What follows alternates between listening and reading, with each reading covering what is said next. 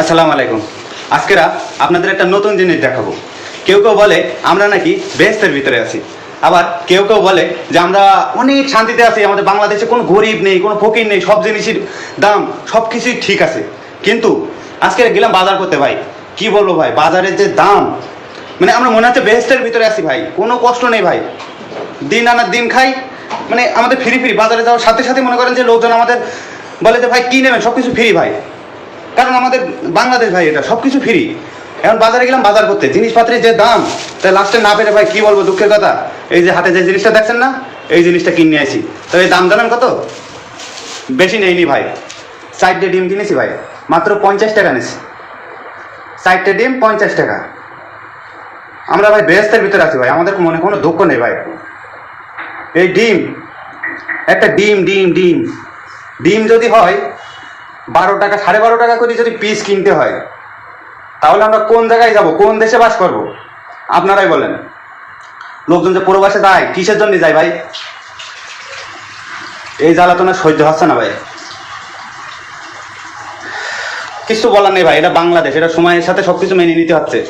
কিন্তু বড় বড় মন্ত্রী মিনিস্টাররা যারা বড় বড় আছেন, যাদের হচ্ছে মনে করেন যে 2 নম্বরের টাকা, তাদের তো ডিম কিন্তু সমস্যা হয় না, তারা তো মনে করেন 50টা 60টা 100 টাকা করে কত দাম জিজ্ঞেস করার টাইম নেই, ব্যাংকে একটা খোঁচা মারবে হয়ে যাবে, কিংবা এই ক্রেডিট কার্ডে একটা খোঁচা মারবে হয়ে যাবে।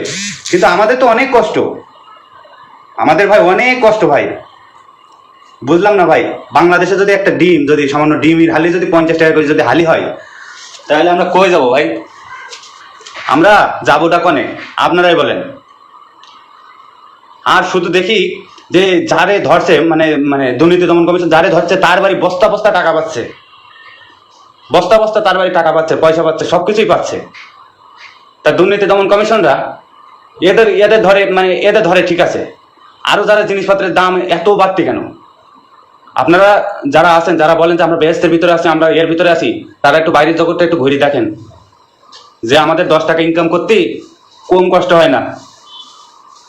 একবেলা খাইলে আরেকবেলা খাতে পারবো কিনা সেই টেনশন নিয়ে আমাদের থাকতে হয়। আপনারা একটু সবসময় মানে জিনিসপত্রের দাম কমানোর চিন্তা ভাবনা করেন।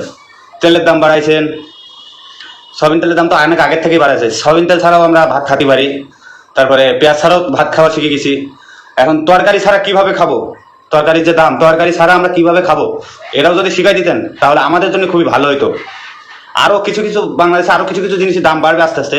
ওই সব জিনিস ছাড়া আসলে আপনারা বলেন যে কিভাবে না খেয়ে বেশি থাকা যায়, সেই জন্য একটা ট্যাবলেট তৈরি করেন, সেই ট্যাবলেটটা খেয়েই আমরা না খেয়ে বেশি থাকবো। ধন্যবাদ সবাই, ভালো থাকবেন।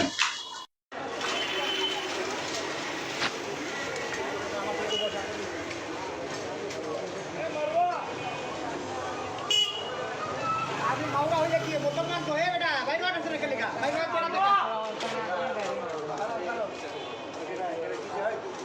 और जगह मारवा का